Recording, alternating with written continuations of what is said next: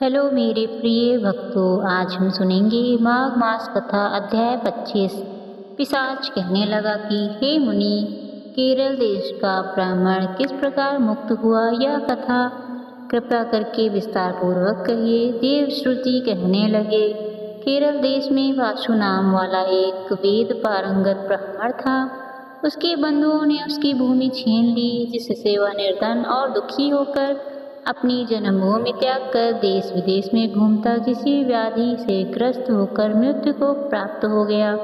उसका कोई बंधन न होने के कारण उसकी अवैध वैदिक क्रिया नहीं हुई, न ही उसकी दाह क्रिया हुई। इस प्रकार क्रिया के लोभ होने से निर्जन वन में प्रेत होकर चिरकाल तक फिरता रहा। शीत पाप भूख प्यास के दुख से हाहाकार करता हुआ वह नंगे शरीर रोता फिरता था, परंतु कहीं सद्गति नहीं दिखाई देती। सर्वथा दान न देने से वह अपने कर्म फल को भोगता था।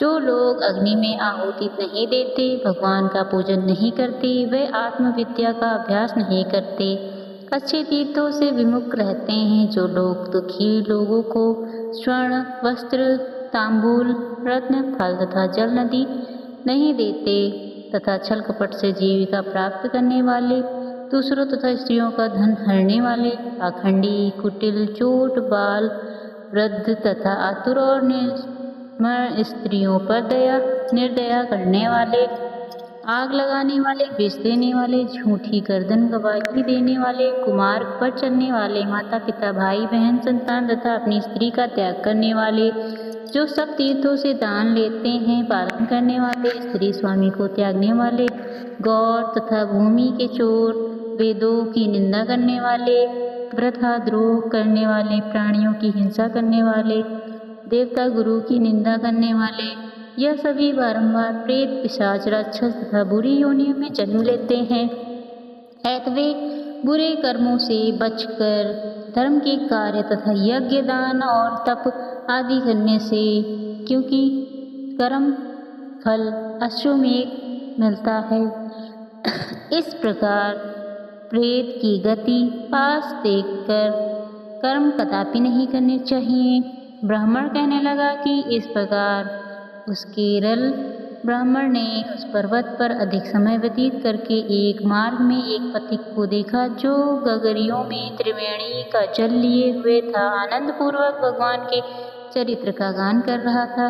प्रेत ने उसका मार्ग रोककर कहा कि तुम डरो मत, इस गगरी का जल मुझको पिलाओ, नहीं तो मैं तुम्हारे प्राण ले लूँगा। देव श्रुति कहने लगे कि दुखी दुर्बल नंगे मुरझाए हुए हो, तुम कौन हो? पैरों से पृथ्वी को स्पर्श न करके चलते हो। लोमस जी बोले। प्रेत यह सुनकर कहने लगा कि मेरे ऐसा होने का कारण सुनो। मैंने कभी ब्राह्मणों को दान नहीं दिया, अत्यंत लोभी क्रियाहीन दूसरों के अन्न से पलने वाला था। मैंने कभी किसी की भिक्षा नहीं दी, न दूसरों के दुखों को दुखी हुआ। प्यासे प्राणियों को मैंने कभी जल नहीं पिलाया, मैंने कभी छाता जूता दान नहीं किया, न किसी को जल का पात्र पान औषधि किसी को दी, न मैंने अपने घर में कभी किसी अतिथि को ठहराकर उसका सत्कार किया। अंधे वृद्ध अनाथ और दीनों को मैंने कभी अन्न से संतुष्ट नहीं किया, और न ही किसी रोगी को मुक्त किया, न कभी ब्राह्मणों को दान दिया, न कभी अग्नि में हवन किया।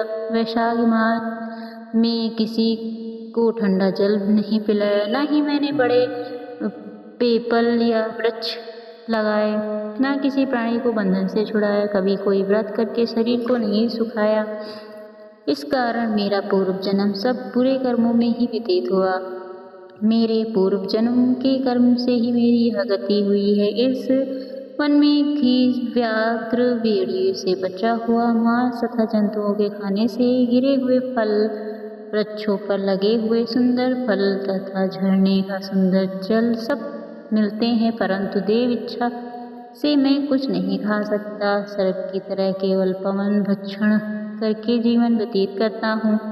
बल बुद्धि मंत्र पुरुषार्थ से लाभ हानि सुख दुख विवाह मृत्यु जीवन भोग रोग तथा वियोग में केवल भाग्य ही कारण होता है। कुरूप मूर्ख कुकर्मी, निंदती तथा पराक्रम से हीन मनुष्य भी भाग्य से ही राज्य भोगते हैं। काले, लूले, लंगड़े, निधिहीन, निर्गुण, नपुंसक भाग्य से राज्य प्राप्त करते हैं। पर्वत पर भी बलवान राक्षस पिशाच रहते हैं, जिनमें से कभी कभी कोई कहीं कहीं वन में फिरते हुए अपने कर्म के अनुसार अन्न जल प्राप्त करते हैं, परंतु आपको उनका भय नहीं होना चाहिए, क्योंकि धर्मात्मा पुरुषों की उनकी पवित्रता ही रक्षा करती है।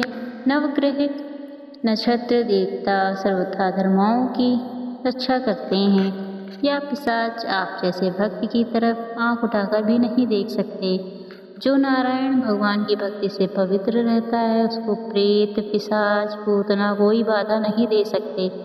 भूत, बेताल, पिशाच, गंधर्व, काकिन, शाकिनी ग्रह, रेवती, यज्ञ मात्र ग्रह, संभय, भयंकर ग्रह, कृत्या, सर्पकुंसमांड तथा दूसरे दुष्ट जंतु पवित्र वैष्णव की तरफ देख भी नहीं सकते। जिसकी जीवा पर गोविंद का नाम, हृदय में वेद तथा श्रुति विद्यमान है, जो पवित्र और दानी है, उनको कभी भय नहीं हो सकता। हे ब्राह्मण, इस प्रकार कर्मों का फल भोगता हुआ मैं यहाँ रहता हूँ, ऐसा सोचकर मैं शोक नहीं करता। एक बार मैं जवलिनी नदी के किनारे पर गया था। वहाँ पर घूमते हुए मैंने सारस के वचनों को सुना था। अगर आपको ये कहानी अच्छी लगी तो मेरी कहानी को लाइक और मेरे चैनल को सब्सक्राइब करना ना भूलें। धन्यवाद।